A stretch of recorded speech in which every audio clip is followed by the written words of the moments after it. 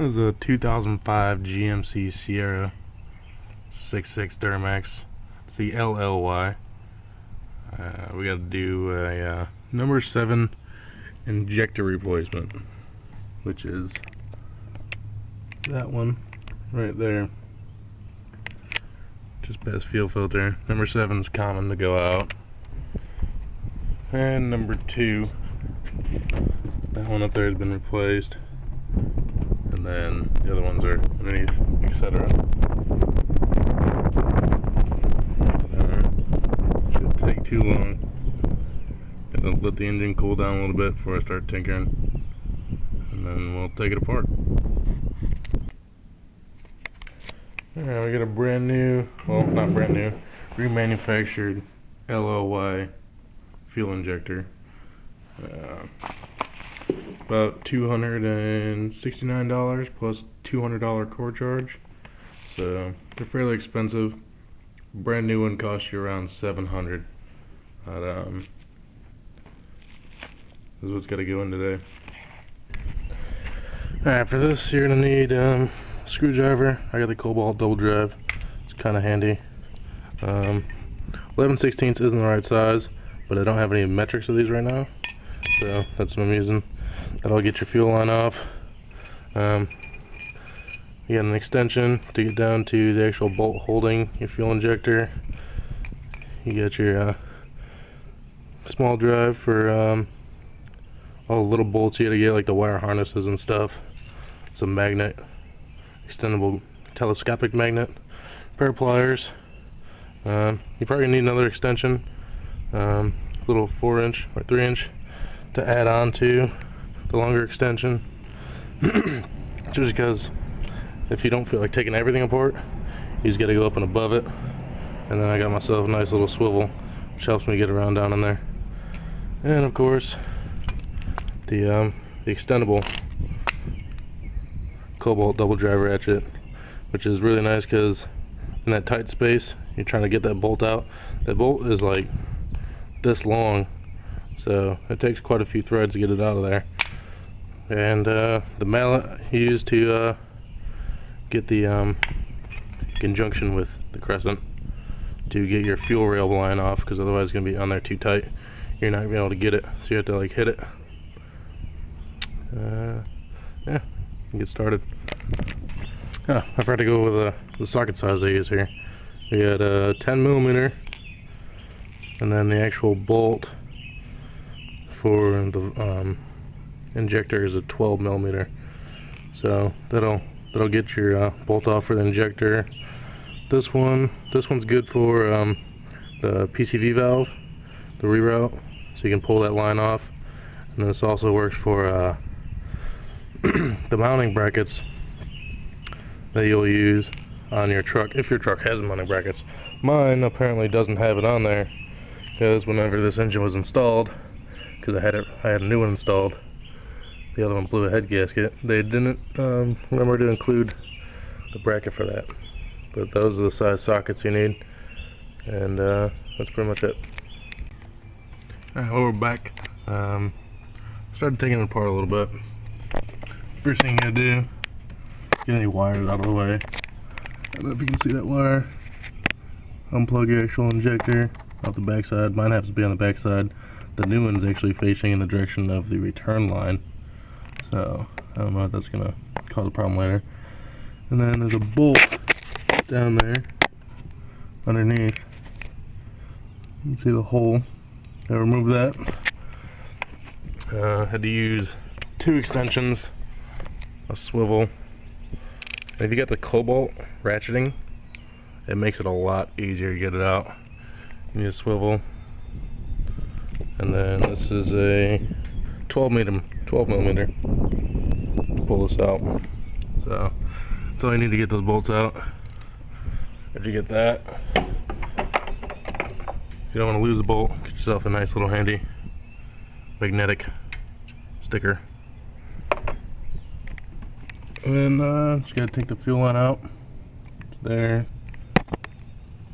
and there. And pry up the injector. Alright, so I went ahead, and took the PCV valve, which is that right there. Go ahead and unscrew that. That'll let you get onto this nut right here. And then I just took a 11/16 wrench, put it on there, use a rubber mallet, hit it a few times, it'll break loose and come off for you. Disconnected the return line down there. You gotta take the cotter pin out, which the new one comes with it. Pull it off. And to actually get this thing out, a little chair here. Of course, every mechanic's tool. Go ahead and pull out all the little retainer clips, so you can pull the wheel well out. You just pull this top part up, and the whole thing will pop out. Go ahead and take out the wheel well, and you can get it up underneath there, and you can pry out the injector. Alright, so we went ahead, removed the bracket bolt there, helped move the wires out of the way, and disconnected the glow plug, so you can help pull that out of the way. A little 7-inch crowbar here. Just wedge it up underneath the plate and push up, and the whole injector will push up with the fuel line still on it, because you're not going to really be able to get that off when it's still down there. So you can go ahead and pull the whole assembly. And yeah, we're going to take it out here. See if I can get it with one hand.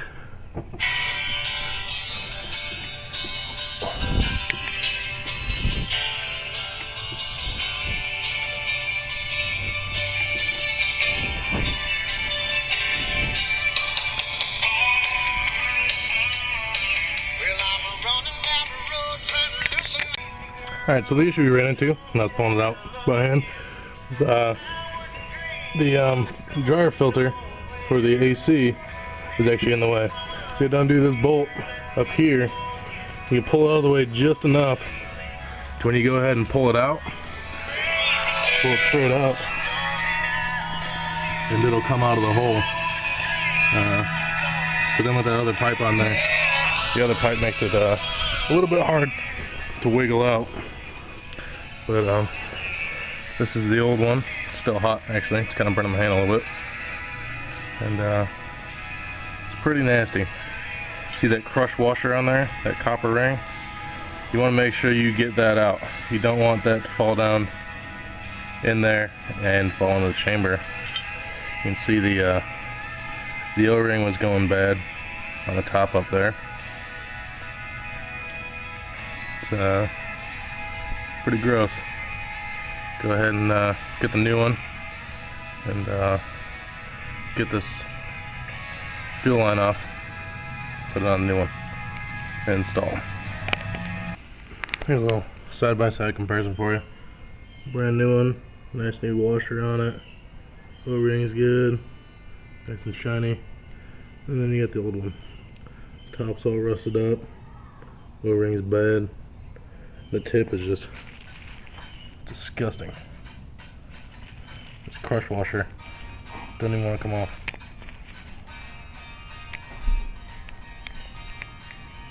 Yeah, I went ahead, put the new injector in. See, it's right there. Before you put that in, make sure you clean out all the stuff that's around it. Make sure there's no junk that fell down in there. If stuff did fall down in there, you can clean it out with some cleaner.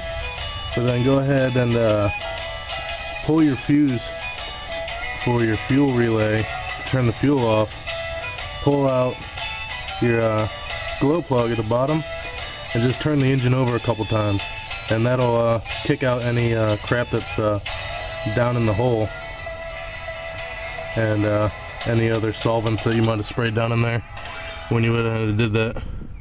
When I put it back in, I just put the injector in, tightened the bolt up, and then I went ahead and threaded down a couple times there, then tightened it on there, then tighten that back down.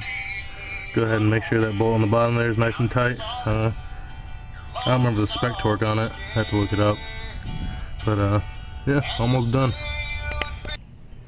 I didn't show you, but for this copper ring is a crush washer. which is one-time use, so it's supposed to be, goes on the end and seals that bottom part, like so. Well, you don't want that to fall down into the hole, so what I did, some people use Vaseline, pretty much anything sticky that's not going to be harmful.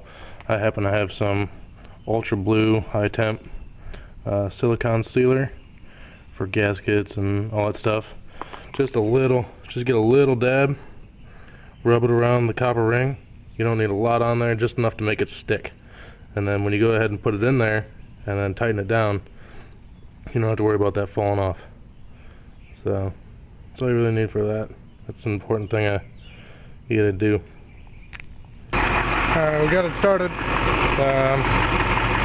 You might want to remember to prime this before you try starting it, because you want to try pushing fuel through there and just get it running. It'll probably take 1 or 2 seconds to get it started. If not, just stop it, restart it again. It'll kick over. But